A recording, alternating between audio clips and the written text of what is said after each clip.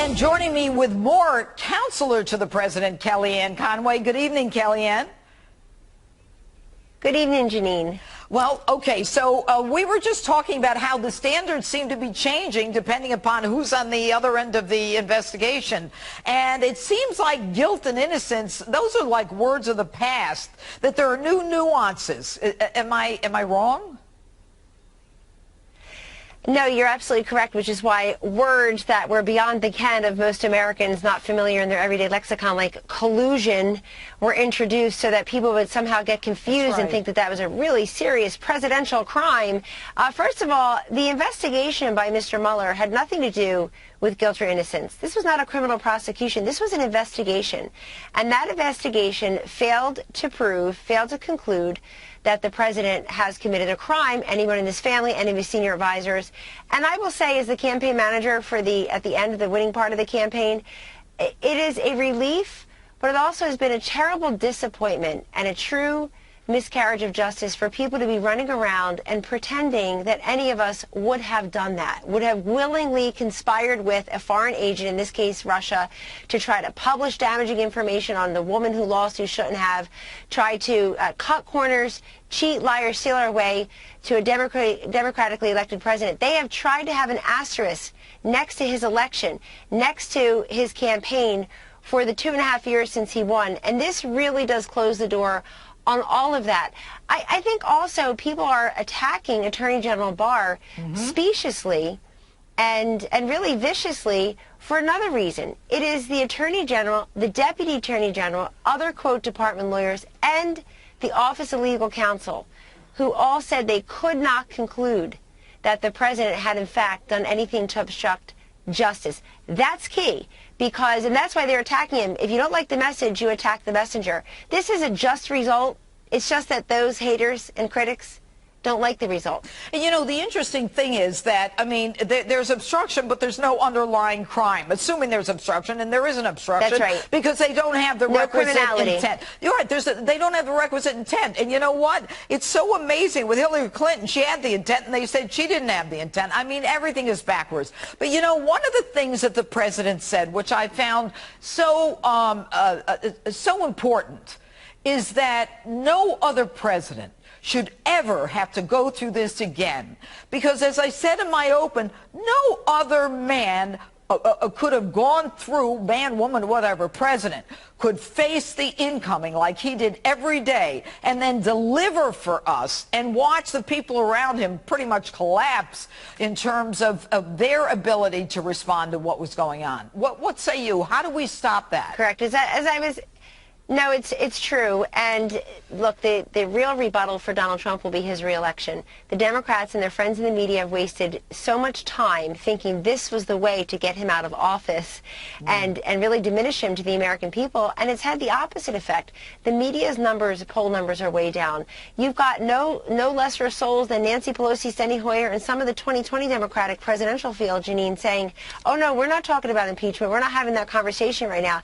They know that there is not a public appetite for more of this, but perhaps there is a public appetite for knowing how this all started in the first place, investigating the investigators. Sure, I can find 22 months and $25 million or so if people are interested in knowing why the fix was in from the beginning, why people were trying to undo Donald Trump's surprise election result beginning practically the day he was elected, why the Obama administration ignored the briefings they received about Russian interference into our elections, about these attempts. They didn't think he'd win. They thought she would win, so nobody bothered to lift a finger. They never took it seriously, but we are taking it seriously. And the other thing I would say to you is, I see some comments in the Mueller report as I was reading it.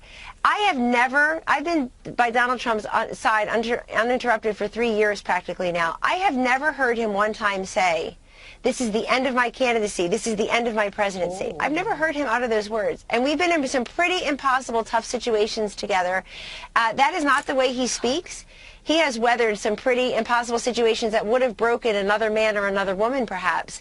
And all the while giving us the best economy that some of us have ever seen, that this country truly has ever known. He's done all that under this ridiculous, unfair cloud. Imagine what he'll be able to do now that it's over. Well, and you know what? Couldn't agree with you more. Kellyanne Conway, thanks so much for being with us. Thank you, Janine. After the release of the Mueller report, the left-wing media begging Democrats to push impeachment. So the Democrats have a choice. Are they going to play it safe? Are they going to do what polls would tell you will actually get Donald Trump removed from office in an election? Or will they begin the impeachment proceedings that this Mueller report suggests Donald Trump deserves? He is unfit to be president of the United States, and anybody who suggests otherwise has not read the report. House Majority Leader, though, Steny Hoyer, saying not so fast, telling CNN, quote, based on what we have seen to date, going forward on impeachment is not worthwhile at this point. Very frankly, there is an election in 18 months, and the American people will make a judgment. Joining me now, House Judiciary Committee member Congressman Matt Gaetz and Fox News contributor Sarah Carter. All right, Congressman Gaetz, I mean, at least someone has some sense in the Democratic Party, but I don't think the Democrats are going to be able to resist the urging by their so-called friends in the mainstream media, and I think it's going to be disastrous for them.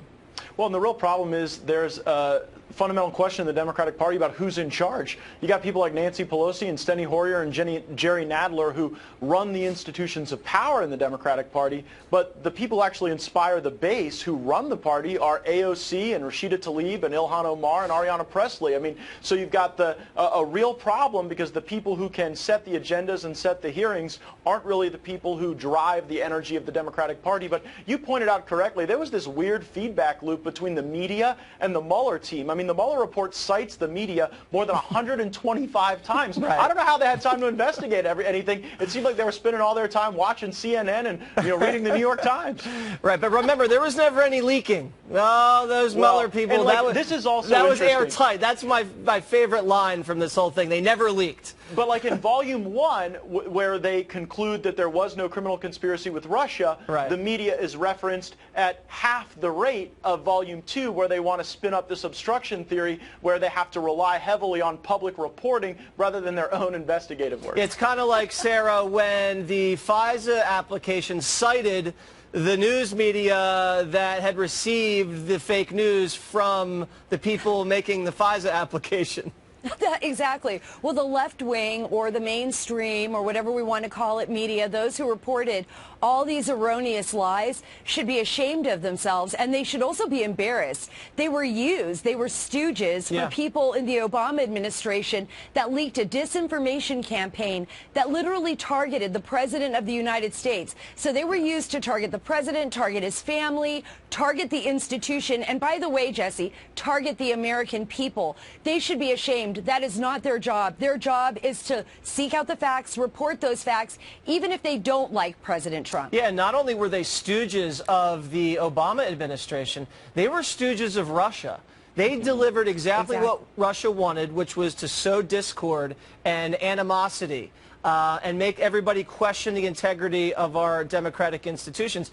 And they were somewhat successful in doing that. Now, we're talking about next steps, Congressman.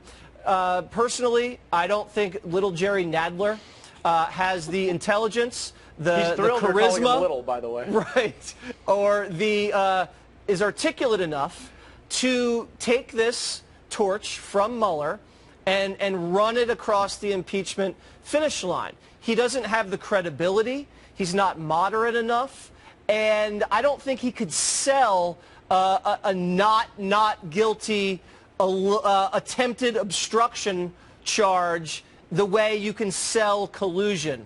Am I wrong?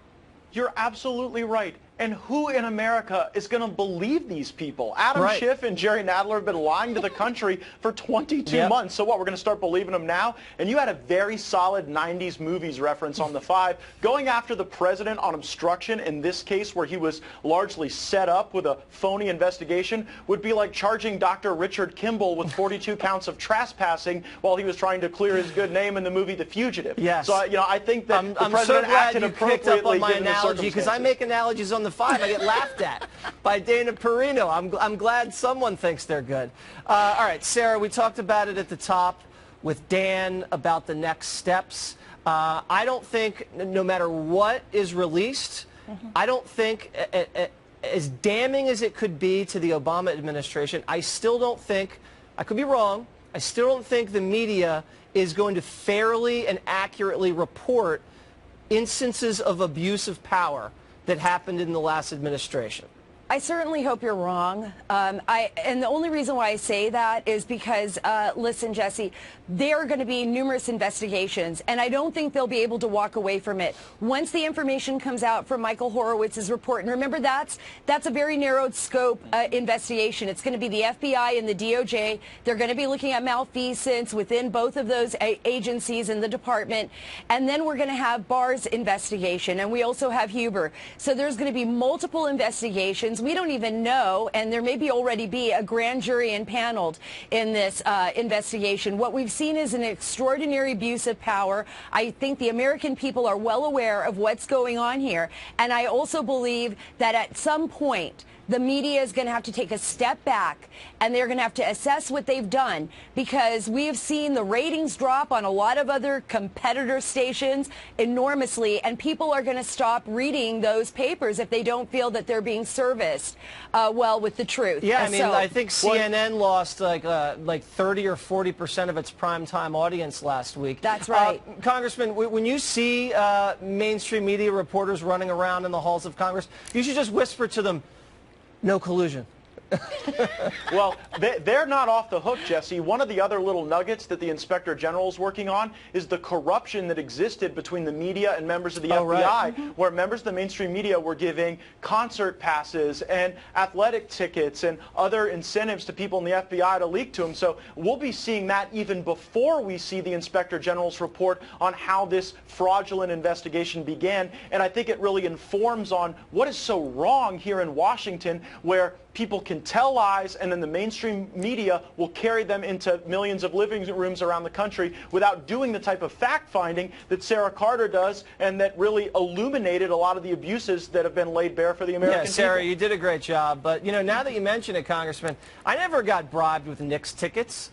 I never got any. No, that's because you're not in the FBI. No, the media was doing the bribing. It was the FBI that was receiving the incentives, and so then you wonder, were people in the FBI giving truthful information, not truthful information? And then you have those very media reports cited in the Mueller report, as if they're the gospel when they clearly are not. All right. That's it. All right, Congressman, Sarah, thank you guys very much. Happy Easter weekend to both of you. Happy Easter to you.